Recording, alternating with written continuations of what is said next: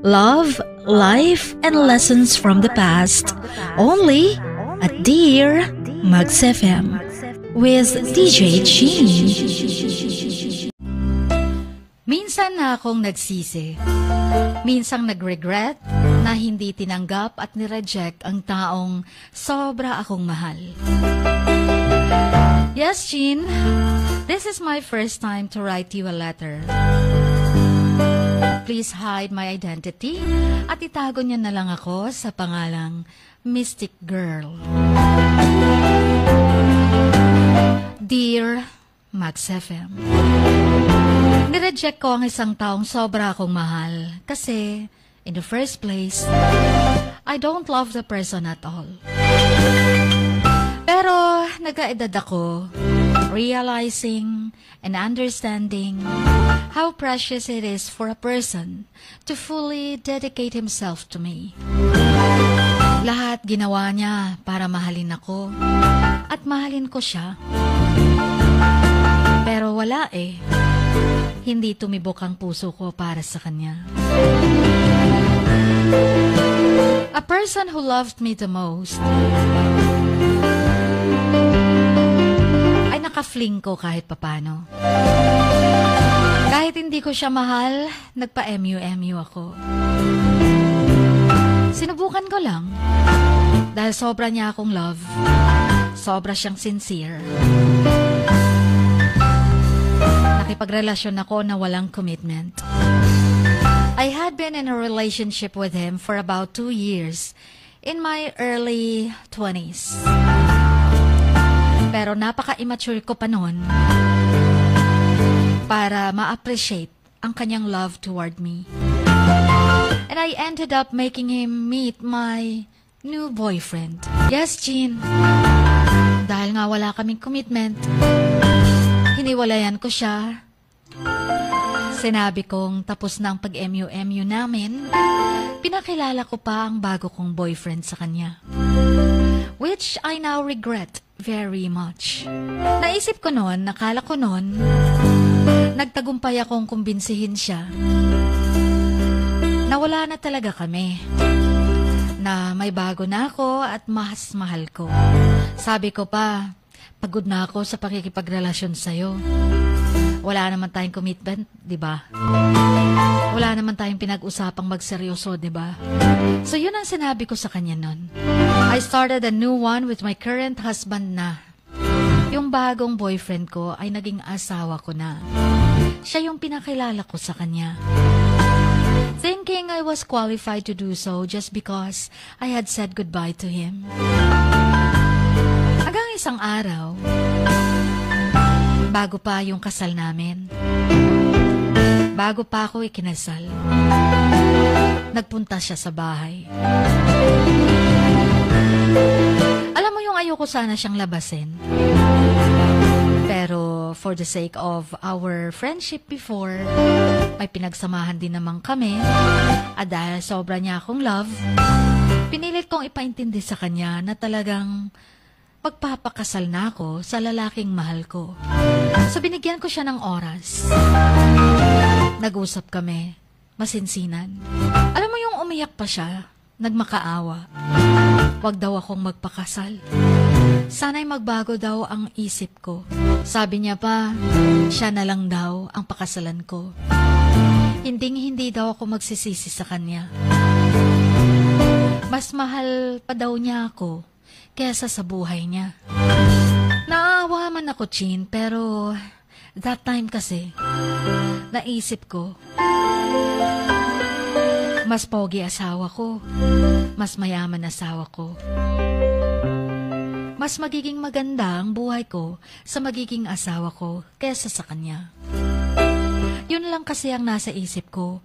Gusto ko lang magpaka-practical. Siguro mahal ko din siya. Pero nang ibabaw kasi sa akin yung practicality na nasa mind ko that time. Kaya nagpaka-practical ako at pinili ko nga yung husband ko ngayon. I didn't remember na nung nakiusap siya sa akin. Pero ang mas naalala ko, napaluha ako sa harap niya. Parang gustong sumigaw ng puso ko na mahal ko din siya. Pero mas pinilit ng utak ko na sundin ito dahil gusto kong maging maayos ang buhay ko. Mas maginhawa. Siguro yung luhang yon, more than 5 minutes, na-realize ko, mahal ko pala siya. At naaawa ako sa kanya. Pero wala na. Ready na ang lahat. Kailangan ko pa rin magpakasal. It's too late to back out. Kilala ko siya, how passionate person he was. Kilala ko siya kung gaano siya kabuti. Alam na alam ko kung gaano niya ako kamahal. Pero alam mo yung gusto ko nang hawakan ng kamay niya. Gusto ko siyang bigyan ng pag-asa. Pero dumating yung husband-to-be ko. Nagkatitigan sila.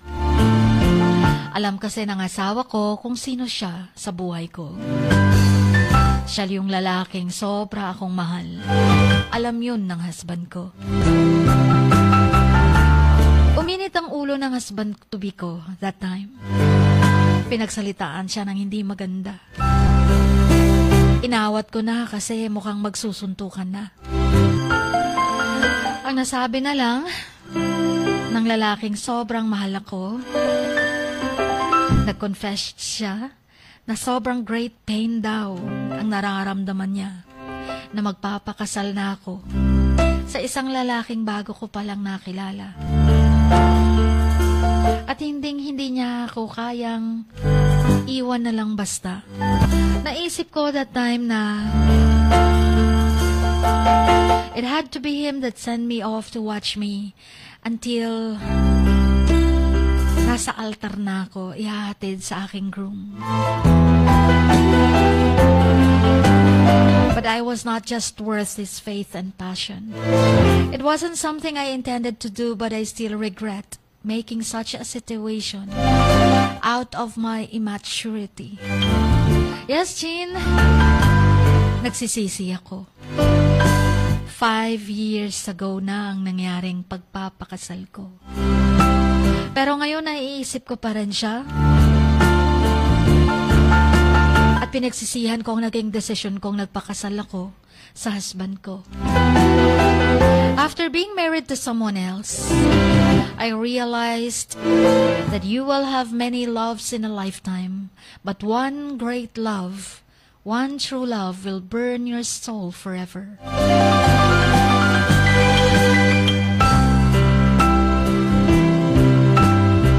Nalaman ko, Chin,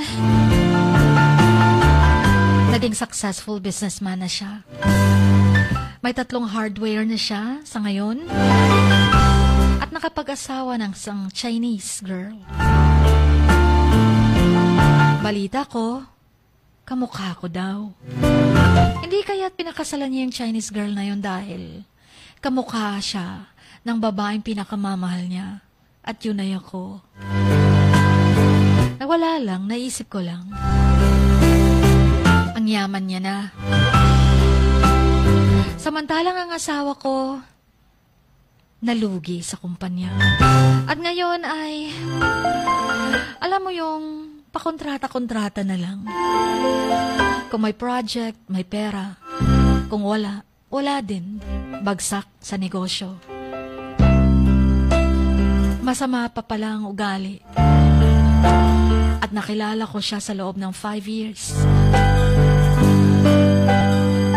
Hindi mo pwedeng pagsabihan, hindi mo pwedeng pag-advisean. Dahil biglang iinit ang ulo at masasampal ka. Ganon ang naging asawa ko. Lalong-lalo na nung itinakas ang perang kapital nila sa business, mismo ng kapartner niya. Doon nagsimulang naging hell ang buhay namin. Nagsisisi ako na sana ako na lang yung pinakasalan nung lalaking minsan nang lumuhod at umiyak sa aking harapan. Hanggang ngayon naiisip ko, ano kayang naging buhay ko kung siyang pinakasalan ko? Dahil kilalang kilala siya sa lugar nila na mabuting tao. Sana buhay prinsesa ako ngayon. Sabi kasi nila, huwag masyadong sundin ang puso. Utak ang gamitin pagdating sa pagmamahal. Maging praktikal kung sino ang magiging asawa para sa kinabukasan. Sinunod ko lang naman, pero nagkamali ako. Saka ko lang na-realize na sobra ko pala siyang love. Hindi ko pinahalagahan nung may relasyon kami. Naglaro lang kasi ako nun. He is a great person and I was the devil who destroyed our relationship. I broke up with him na parang wala lang. Na hindi pinahalagahan ng sobrang love na binibigay niya sa akin. I shattered his heart and walked over to pieces. At hanggang ngayon, I cannot fathom as to how could I destroy the beautiful person who loved me the most. Minsang nagtagpo ang lantas namin. Humingi ako ng forgiveness from him. Pero sabi niya, wala na yon. Kalimutan mo na yon. Pero ang sabi ko sa kanya, magalit ka sa akin. Minahal din kita pero pinili kong iba ang pakasalan. I-curse mo ko. So I will get a taste of my own medicine. Alam kong sinira ko ang buhay mo. Dahil nalaman ko, Chin, bago pa siya naging successful.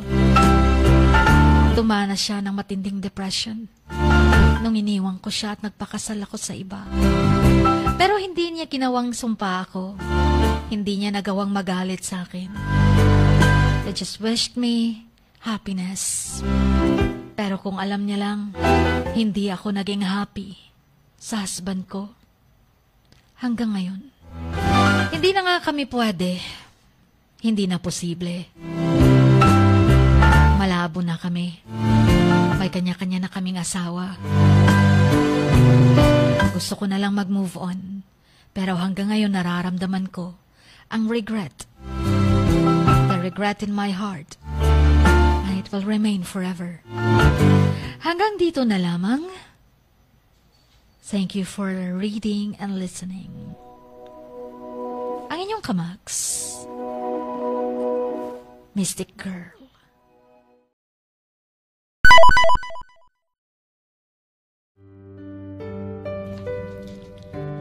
Sa bawat pagluha mo, may nakatagong kwento. Sa bawat ngiti mo, may gustong sabihin ang puso mo. At sa likod ng iyong halakak at maging sa pagkabiko mo, may mensaheng nakabalot sa iyong pagkatao. At ang tanging nais mo lamang ay mapakinggan ang mga ito ng buong mundo. Dear Max FM with DJ Chini. Life has got all those twists and turns. Stand up for what you believe in.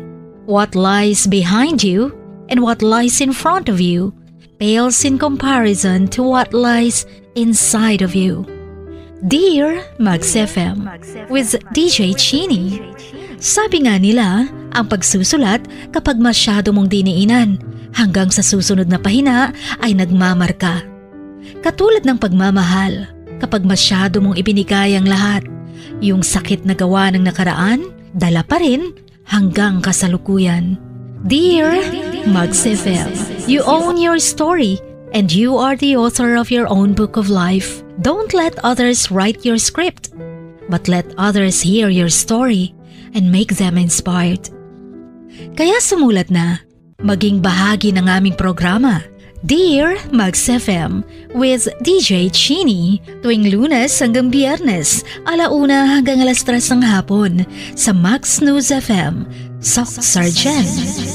Love, life, and lessons from the past, only at Dear Max FM with DJ Chini.